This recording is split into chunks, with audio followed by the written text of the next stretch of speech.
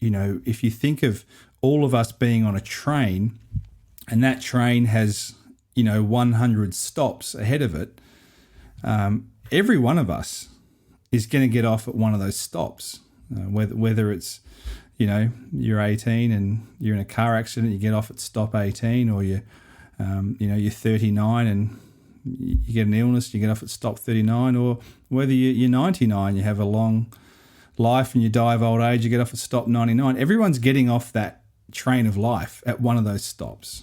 And I think it behoves us to actually to reflect about our mortality and to realize that we are in fact going to get off at one of those stops on this train of life at some point, and that should inform the way we live and the way we relate to others and the way we respond to God as well.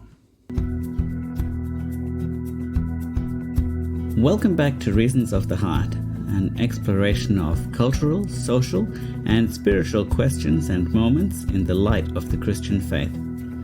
The name of the podcast comes from 17th century mathematician, philosopher, and maybe even mystic Blaise Pascal, who famously said, "The heart has its reasons that reason knows nothing of." This is the 6th and final episode in our series about death. In previous episodes, we've talked about what it means to have a good death, funerals, organ donation, burial and cremation, the afterlife, martyrdom, and communicating with the dead. And today we'll be talking about the idea of being terminal and how to live with the reality of our impending death. I'm Ashray Rajagopalan. And I'm Nicholas Tui. And we will be your hosts. Well, Ashray, good to be here at the last episode in season 1. Fitting that this episode is called Terminal. We are terminating the season. Indeed. In that regard. Now, the word terminal has a cluster of meanings. In essence, we might say it means arriving at the end of the line, the place where a journey concludes. I can think of that, in regard to an airport or a bus terminal. But more specifically today, we want to look at the end of life and terminal illness as well. As a doctor, what's your experience of giving someone a terminal diagnosis? Yeah, well, it's interesting because people in modern society, we don't die as often of accidental causes or quickly or violently as people might have in previous centuries. We often die of protracted and prolonged illnesses. Cancer is one of the biggest killers, and heart disease is another. And I've spoken to people in a few of these different situations. I've spoken to people who are given a terminal cancer diagnosis, and I've told them the news that unfortunately their tests have shown that they have a cancer that can't be cured, and that what we talk about next is how best to keep people comfortable, how best to keep the cancer at bay if that's possible, how best to do what's best for them and look after their best interests in what will ultimately be the last few years of their life, or last few weeks or months in some cases. I've also looked after people who have very, very short onset illnesses, who have very serious heart diseases or diseases of the aorta, which is the main blood vessel, and they have a high risk of passing away in the coming days or hours. So there's a variety of different, I guess, things that we try to communicate to people as doctors, but ultimately it's the reality that with that news usually overshadows everything else you try to tell someone.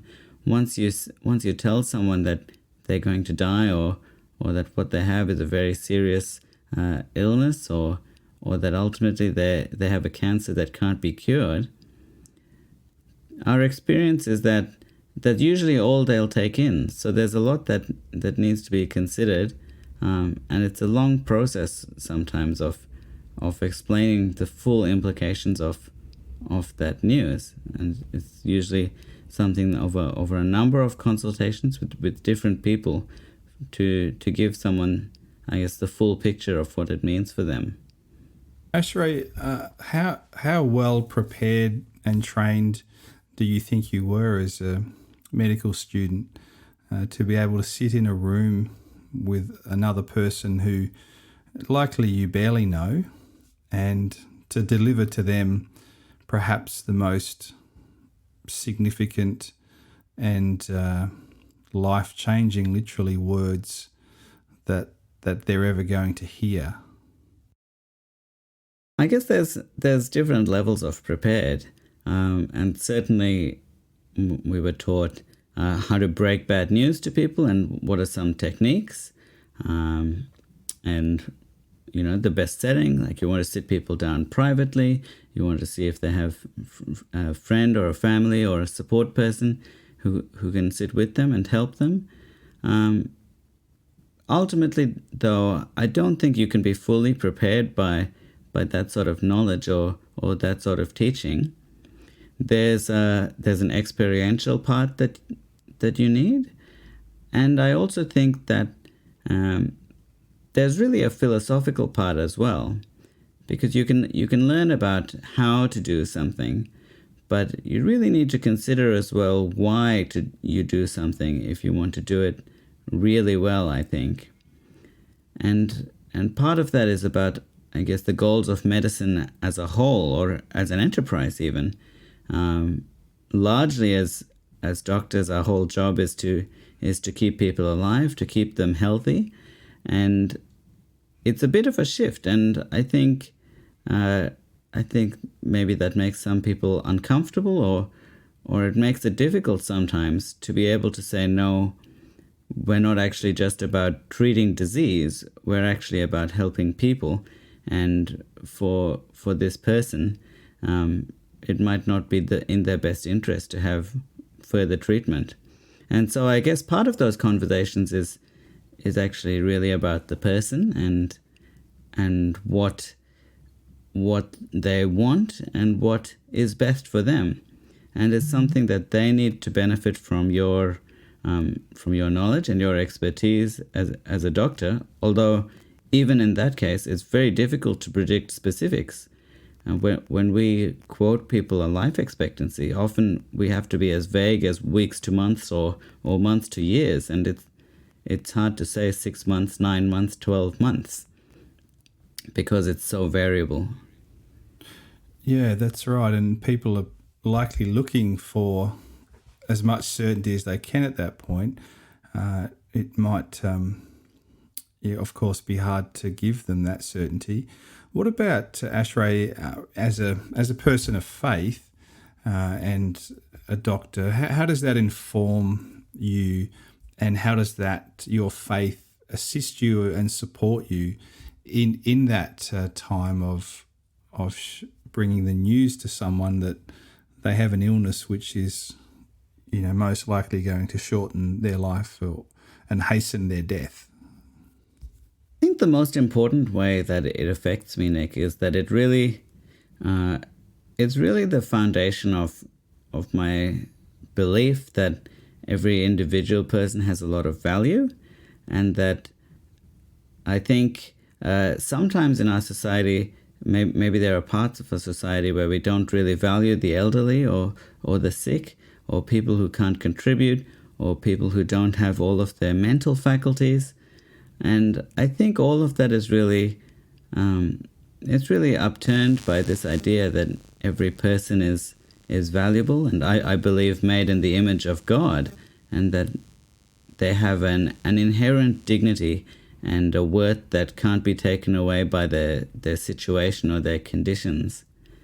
I think that that's a big motivator for me to care for people well, even when it's their last days, because I don't see people as futile, or I think we quoted in our first episode the as a bag of organs. I think provocatively, a quote House from MD, House. That's right. A bag of cells and matter.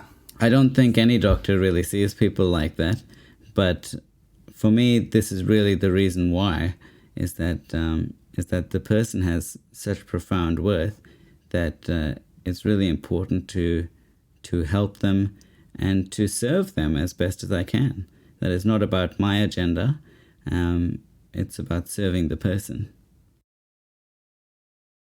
I'll press you just on a couple more questions, if I might. Because it's fascinating to hear this perspective from a doctor who's doing this work. Without giving away, betraying any confidences, what are some of the more common or reactions that people have? What sort of experiences do you see there once people receive their terminal diagnosis from you? Well, I've seen a range of responses, and I think it probably depends in part on how well people are prepared. I would really hope that there's not very many people who are completely surprised by a diagnosis like that. I would think that as part of receiving the diagnosis, that someone would already be acquainted with the idea that might be the diagnosis. So when you start doing the tests, you're open with someone about what you're looking for and what might be the worst case scenario. And I think that helps people, because some people certainly, when they're expecting it, it's a bit less of a shock. And I think that helps people to think, okay, well, this thing that we were afraid of, that they've probably been thinking about a lot already. And the next question is, well, what do we do next? A lot of people understandably get quite upset. I've had tears. And there's also people who I'm fairly convinced that it hasn't really hit them yet. And the words have entered them, but I'm sure there's a lot of processing that's not happening in front of me. Yeah, I would imagine it's varied, but along the lines of people being numb or shocked, saddened, and I would imagine too that the people who are with them when that diagnosis is given, that plays a part in people's reactions as well. Now, I haven't, of course, in my work as a pastor, had to give people that news, but I have walked alongside people fairly closely when they have received that news, right up to the point of some cases being there either when they have died or just after. So I'm on another line, if you like, to that diagnosis. But I've seen people, handle that in different ways. But mostly in my situation, I've walked alongside people predominantly who have a faith, who have a belief in God, who have a faith in the afterlife, in heaven. And that's been amazing to watch the courage and the confidence and the faith of people in a terminal diagnosis, and how they've responded to that with, of course, the usual human sadness and mourning and grief of leaving loved ones behind, and the fears of suffering, how long they might suffer, and so forth. But that's been a privilege and at times a challenge. It is a very intense thing to be in a room with someone who is dying and the family are there, and you might be saying some of the last words that person is going to hear on earth. Have you seen people change their behavior after receiving a diagnosis like that, or have you seen it I guess these are the stereotypes.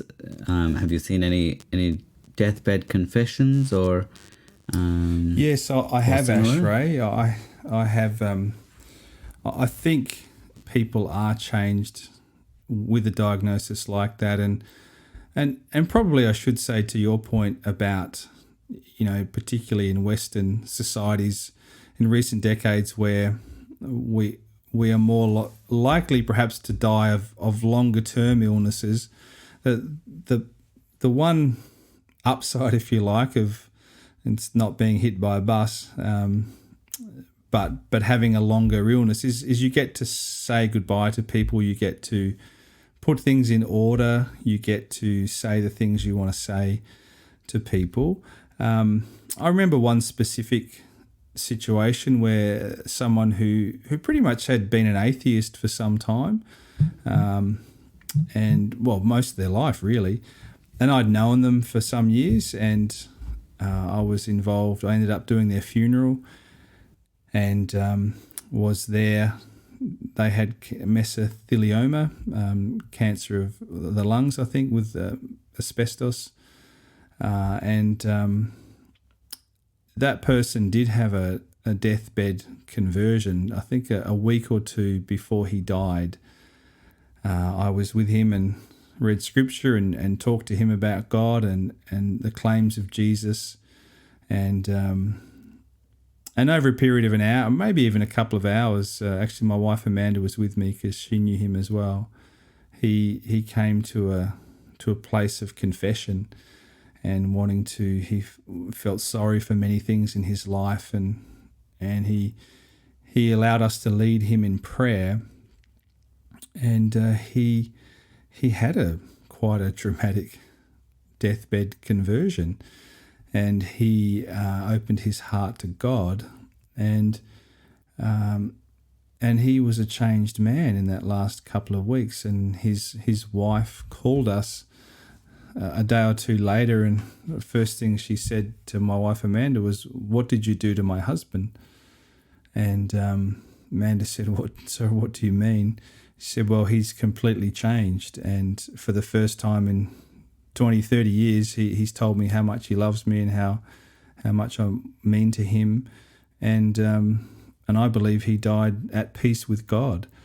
And I said that at his funeral, and I said at his funeral to a room full of people who were agnostics, atheists, definitely not church-going folk.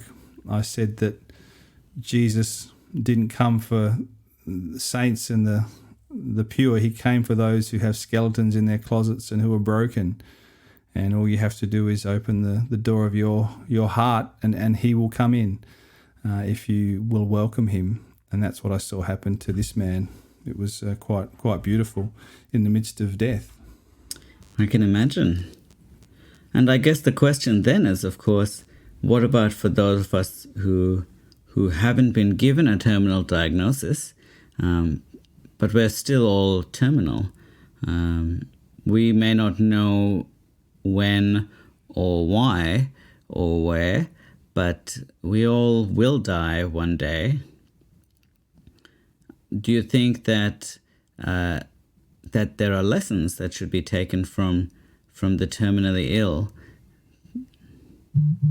Yeah, yes, I do, Ashray, and I think coronavirus in 2020 has kind of resurrected death in Western societies for us, to use a bad coupling of analogies or words or metaphors.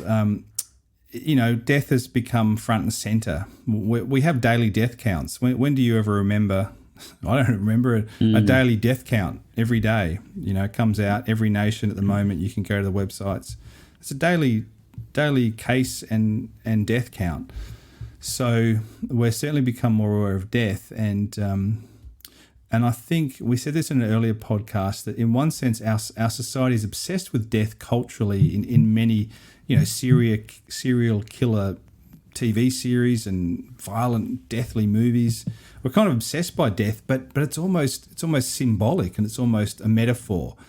But actually, yes, death is very real, and if you think of all of us being on a train, and that train has 100 stops ahead of it, every one of us is going to get off at one of those stops, whether it's you're 18 and you're in a car accident, you get off at stop 18, or you're 39 and you get an illness, you get off at stop 39, or whether you're 99, you have a long life and you die of old age, you get off at stop 99. Everyone's getting off that train of life at one of those stops. And I think it behoves us to actually to reflect about our mortality and to realize that we are in fact going to get off at one of those stops on this train of life at some point, and that should inform the way we live and the way we relate to others and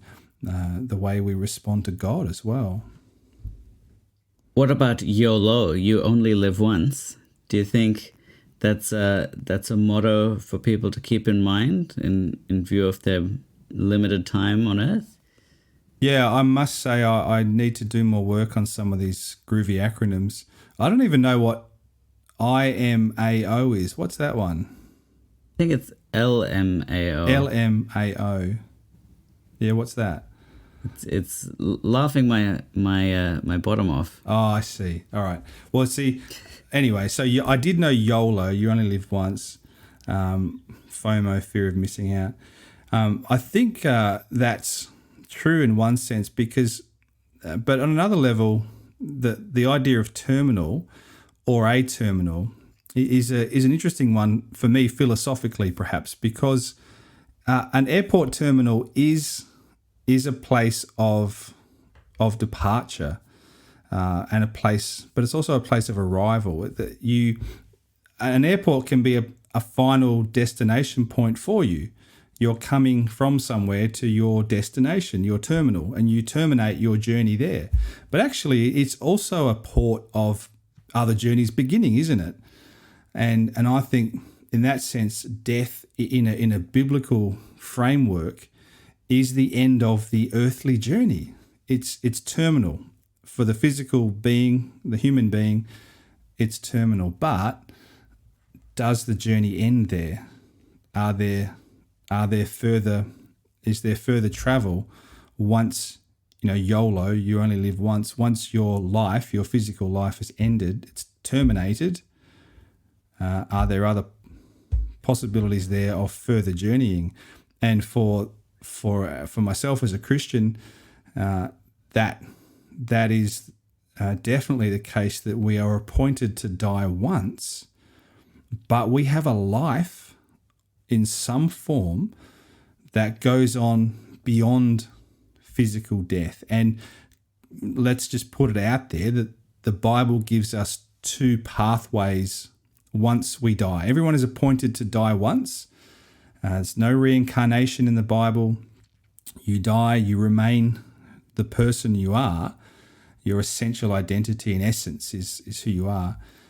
And then comes the accounting to God, or we might call it judgment. And there are two pathways from there where each person has an ongoing existence. And one of them is life with God, a life of joy, of goodness, of love, of light and glory. The other is a life without God, and that can only mean darkness and suffering and great loss. I'm reminded of Psalm 139, which is about God's care and his creation and his knowledge of individual human beings, and one of the ideas is that all of the days of our life are written in God's book before we were born, and I think that's quite compelling as well, to think that our days are numbered, and that's a very biblical consideration as well, that we're limited people with limited time on earth.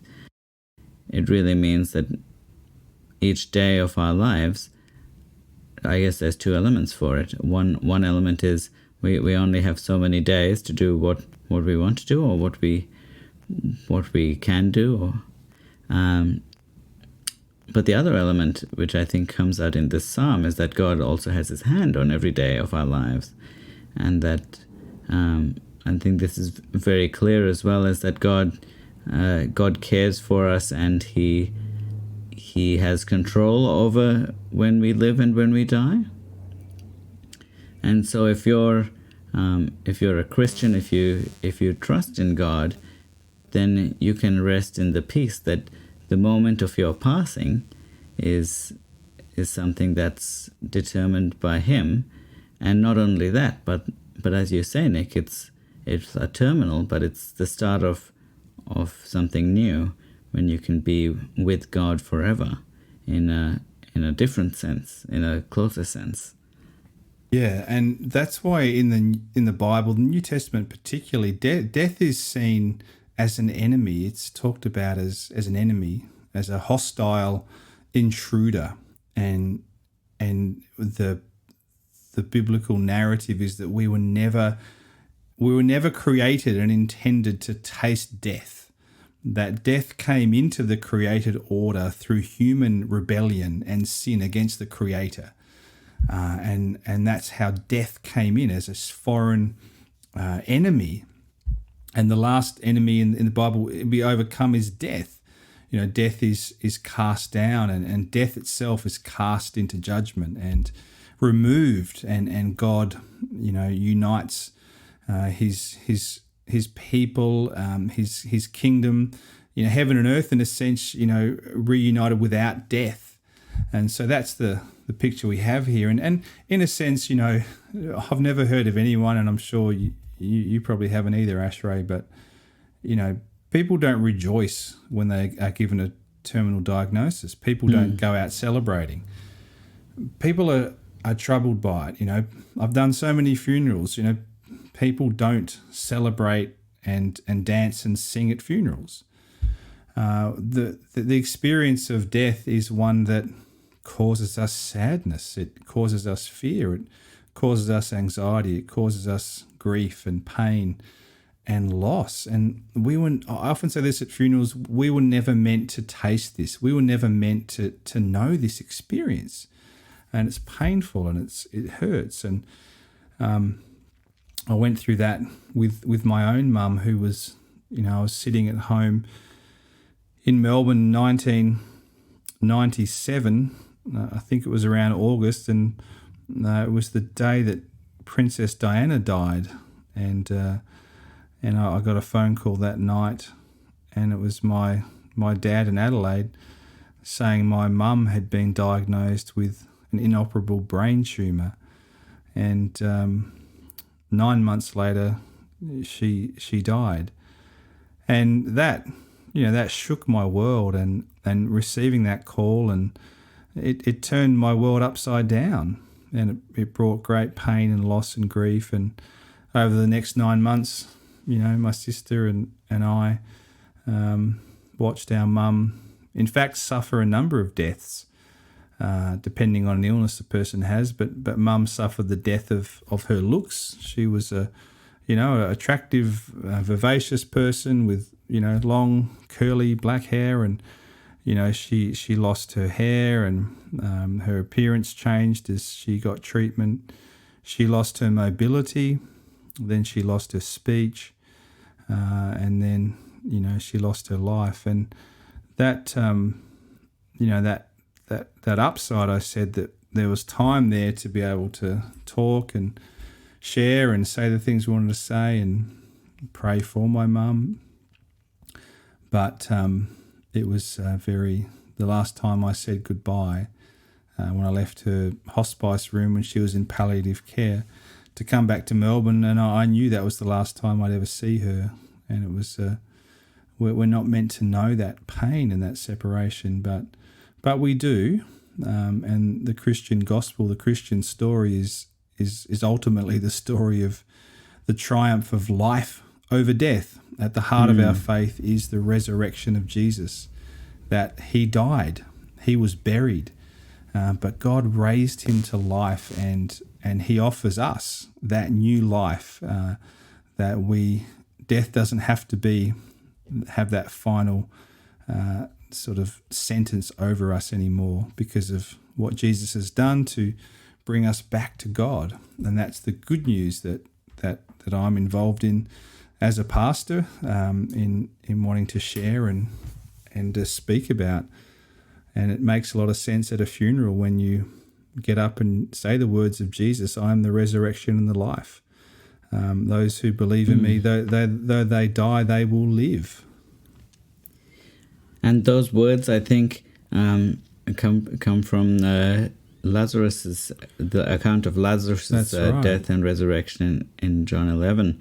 And I think that really shows us a picture of Jesus' response to death, in that Jesus wept while in the face of death, and that Jesus, I guess, grieves the reality of death with us, and that he shares our pain that this is something that ever came to be. But at the same time, he's not impotent about it like we are.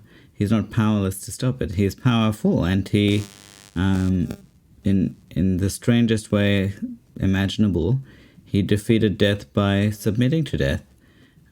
By dying, he was victorious over death and dismantled the whole thing. And I guess so there's that hope as well. There's the reality of Jesus' compassion for us as people who deal with death. And there's also the reality of his care for us during our lives, and that the moment and time of our death and every day from now until then is in his hands. And also the wonderful hope that when we do die, it won't be the end for us. And indeed, Jesus says not to fear people who can kill your body, but to fear, which is to say to be concerned about God, and about the fate of your body and your soul. Yeah, and for people listening who may not know or understand the Christian story, and might not get the nuances or intricacies of things that we've mentioned or talked about, I guess simply put, I've said this to people over the years, would you like the Christian story to be true? Would you like it that death doesn't have to be the end, that we can be reunited with people we know and love in the next life? Would you like there to be an existence beyond death where there is joy and an ongoing creating and adventure and relationships and life and light and celebration? And would you like there to be a heaven where there's feasting and joy and celebration and dancing beyond death? And I don't know that I've ever met anyone who said no. They might say, well, I don't believe in that. But really, we've said before in this podcast that whatever you believe about beyond this life, whatever you believe happens when a person dies or beyond death, the great empirical study we're all involved in is that your view, your belief, my belief will be tested at the point of death. And we're all involved in this massive empirical study. It's observable. When you get off at your stop, whether it's stop 39 or 99 or stop 18, whatever it might be, whatever you believe about death and what happens when you die, you will know. Now, in the case of someone who says, well, when you die, you're dead, nothing happens. It's over, it's finished. You just no longer exist. Okay, well, granted, you won't know that. But, why I often think of Pascal's wager, which is the namesake for our podcast, Blaise Pascal, where he said to a friend, if you look at it this way, if I live my life believing in God, trusting in Jesus to save me and forgive me, to give me life after death and to raise me to life once I've died, to live in heaven with him, if I live my life believing that and none of it's true, it's all just a crutch, for weak-minded people. I'm paraphrasing Pascal. He didn't put it like this, but he says to his friend, what have I lost? Living a happy life, believing in this and believing in the teaching of Jesus helped me be a better person. What have I lost? But he said, you, my atheist friend, if you live your life so there's no God, that Jesus was not who he claimed to be, that there's no life after death, there's no heaven, no hell, and you get to that point and you die and you're wrong, well, you lose everything. And it's called Pascal's wager. It's like, are you prepared to wager your life on that belief that there is no God, there is no hell or heaven, and there's just nothing? And I think, well, why would you even take that chance? And I guess even particularly, would you make that wager, I guess, without the right information? And I think really what I think is important is that if that's something that's of any level of interest, or like it sounds like it'd be something desirable, that which is to say the Christian hope of life after death and the reality of God's love and care for us, and that if that sounds like in any way a good thing, then a person really owes it to themselves to check it out and to accept or reject it, but whichever way, to view it as a matter of great importance, and to consider the proposition in all its fullness, and to consider the evidence, and to consider what the implications are, and in general to thoroughly go through it. I agree, and I'm a bit concerned at times in talking to people, and maybe particularly, I don't want to have a go at people under 30. You're under 30, Ashray. They're a great generation, but there's perhaps an indifference to death, and going back 100 years, Middle Ages, back through culture and history and societies, people have been very fearful of death, very concerned, and in many ways it's been unhealthy. People have been kept in thrall by death, and the Bible talks about people living in the fear of death, that it cripples their life. They're so afraid of it.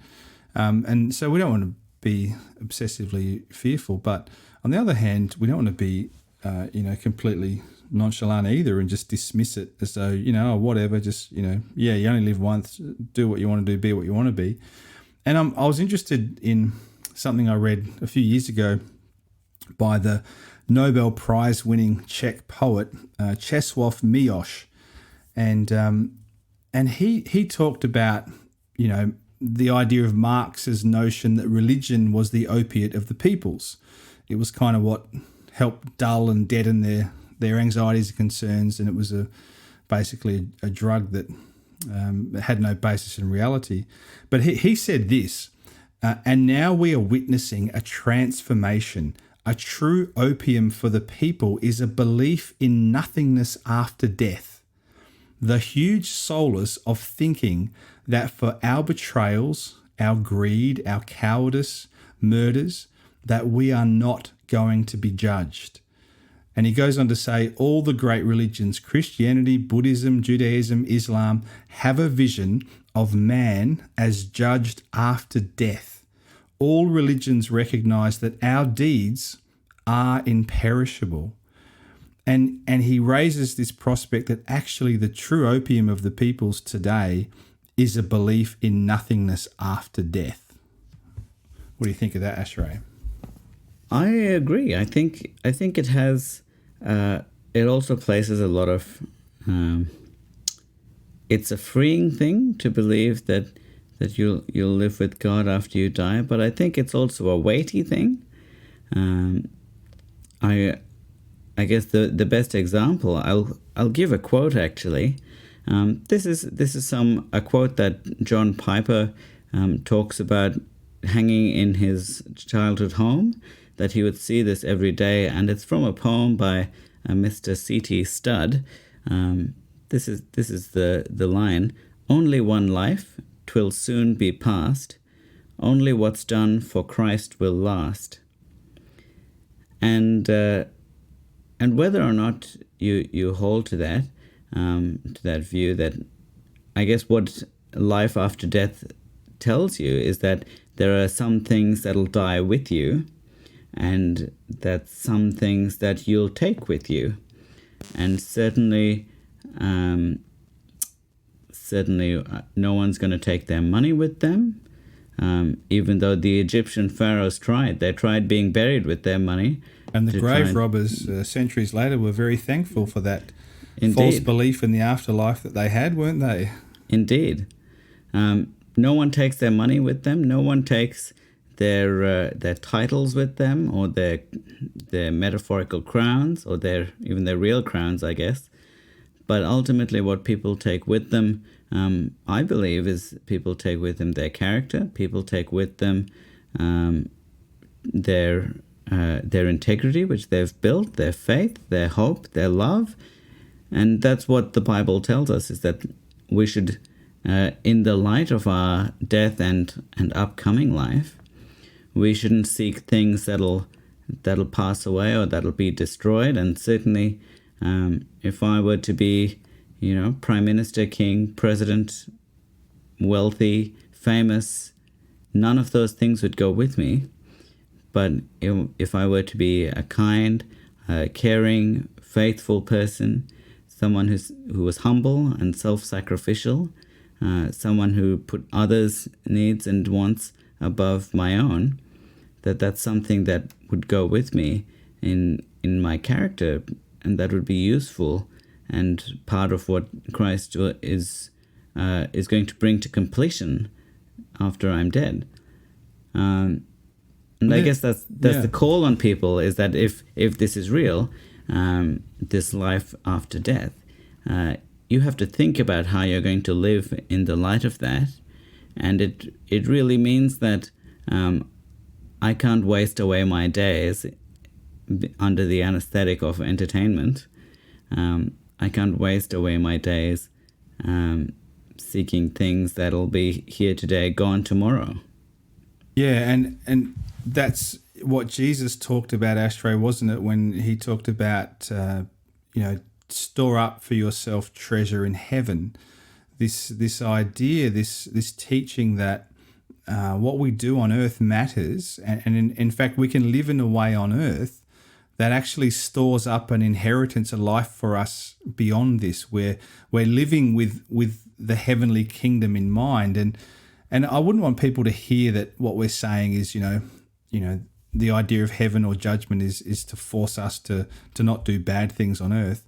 But on the other hand, as the Czech poet said, that having a sense of being accountable for our deeds, having a knowledge that we will face our Creator and give an account for our lives, should sober us. It should help us to live in a way that is seeking goodness and justice and truth and beauty and peace making. But ultimately, we say from the teachings of Jesus that our good deeds don't set us right with God. We're not talking about karma here, where if we do enough good, God lets us into his heavenly kingdom. The Bible's quite clear that Jesus opens the way. He makes the way through his own life, his own death for us, his own absorbing of our sin and the judgment that we deserve in his own body on the cross, that we are forgiven and given mercy, and that the gift of eternal life is a gift of grace from God. And from that gift of grace, we live in a new way. We live like Jesus. We live sacrificially and with servant hearts and loving and caring and supporting others in our lives. And in that, it made me think something you said, Ashtray, triggered for me that, ultimately, death is a very personal, lonely journey that each of us has to take. You said we can't take our money, we can't take our titles, we can't travel with friends.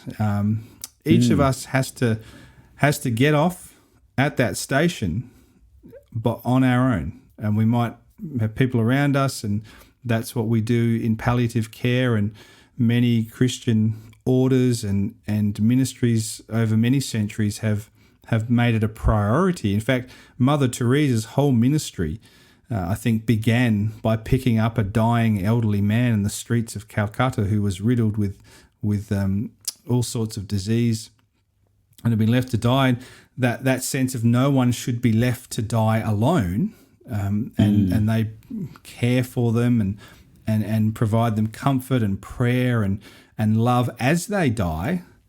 But nonetheless, each of us takes the journey of death. It is a personal and lonely journey that we must take. But in the other sense, we don't have to take it alone. I've been at the bedside of people who have died, people who are about to die, and they are filled with a faith and a confidence that God is with them and that God is there in Christ, in Jesus, to lead them from this physical realm into God's kingdom. And yes, they have to take that journey by themselves. We can't do it for them.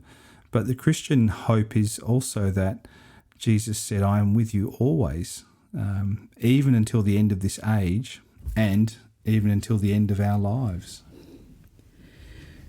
So I guess all of that really brings us back to the first episode of our podcast. We asked the question, what is a good death? And I think at the end of 6 episodes, hopefully we've spent a bit of time thinking about it and talking about it. And I really think from a Christian perspective that a good death really comes at the end of a good life. And I think the reality of death really impacts the way we live our lives. And if you imagine that you're on your deathbed today and think about what are the things that are important, if you think about what you'll take with you when you're gone, I think it really sets an agenda for your life. If you believe that there's life after death, and that things like money and fame and wealth and comfort and pleasure are temporary, but character and hope and love is eternal, that it really does set the agenda for the rest of your life. And it means that you are ultimately called to live your life, live each one of your numbered days in pursuit of something that's bigger than your life. Do you have any other thoughts that you'd add in closing, Nick? I'd like to loop back just to where we started to leave people with a question, and then I want to read one of the very last passages, actually the last chapter, second last chapter in the Bible, the book of Revelation. But from what Ashray was talking about earlier, I want to put it out there to people and say, if you were visiting Dr. Ashray tomorrow and he gave you a diagnosis that you had 1 year to live, how would that change the way you live now? And what would you do differently? What would you seek to put right? What would you stop doing? And perhaps that is a reflective question to help people think about evaluating what is really important in their life right now, the things that aren't important that can get put aside, the things they're overlooking or not really taking seriously, like mortality, their relationship with God, making peace with God. And I think that's a good death, is to die in peace with God. And back to the book of Revelation, chapter 21, I'll read the vision of the Apostle John. He said, I saw a new heaven and a new earth, for the first heaven and the first earth had passed away, and there was no longer any sea. I saw the holy city, the new Jerusalem, coming down out of heaven from God, prepared as a bride, beautifully dressed for her husband. I heard a loud voice from the throne saying, Behold, God's dwelling place is now among the people, and he will dwell with them. They will be his people, and God himself will be with them and be their God. He will wipe every tear from their eyes. There will be no more death, No more mourning or crying or pain, for the old order of things has passed away. And that's the vision of the New Testament, of the Christian story, is the final overthrowing of death and life triumphing over death, and there being joy and celebration and singing and feasting. No more crying or pain, no more tears. Ashray, thank you so much. It's been a great journey, and we're working on season 2 and looking into perhaps some more pop cultural moments and some daily news events around the world to engage upon, and maybe even bring in some guests as well to spark some conversations and bring different perspectives together. What do you think, Ashray? I think so. I think it's going to be an exciting second season for us. It's starting to take shape, and I'm sure we'll have something really good. So thank you, Nick, and thank you, Ashray, and thank you everyone for listening too. Bye from me, and bye from me.